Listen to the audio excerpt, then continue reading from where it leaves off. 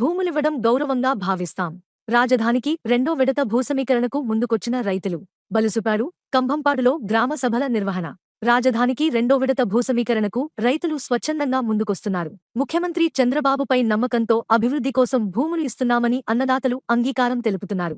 రాజధానికి భూములివ్వడం గౌరవంగా భావిస్తున్నామన్నారు. పెదకూరపాడు మండలంలో బలుసుపాడు, కంభంపాడు గ్రామాల్లో ప్రజాప్రతినిధులు, అధికారులు గ్రామ సభలు నిర్వహించారు. భూసమీకరణ చేపట్టే ఔటర్ రింగ్ రోడ్డు ఈ గ్రామాలకు సమీపంలో వెళ్లబోతుంది. దీంతో ఈ మండలం రాజధాని ప్రాంతానికి సులువుగా అనుసంధానం కానుంది. భూ సమీకరణ విషయమై తమ సందేహాలను ఎమ్మెల్యే భాష్యం ప్రవీణ్ దృష్టికి తీసుకెళ్లి పరిష్కరించేలా కోరుతూ భూములివ్వడానికి ఆమోదం తెలిపారు. తాము రాజధాని అభివృద్ధిలో భాగమవుతామని ఎమ్మెల్యేకు సభలోనే పాసు పుస్తకాల నకళ్లు అందించారు. రైతుల త్యాగాలు రాజధాని అభివృద్ధికి బాటలు పరుస్తాయని, స్థానికంగా యువతకు ఉద్యోగ ఉపాధితో పాటు పెదకూరపాడు పారిశ్రామికంగా అభివృద్ధి చెందుతుందని ఎమ్మెల్యే ఈ సందర్భంగా అన్నారు. పాసు పుస్తకాల నకళ్లు అందించిన రైతులకు ఎమ్మెల్యే గ్రామసభలో సన్మానం చేశారు. స్థానికంగానే యువతకు ఉపాధి కల్పించాలి. మా ఊర్లో చదువుకున్న యువత 200 మంది వరకు ఉన్నాం.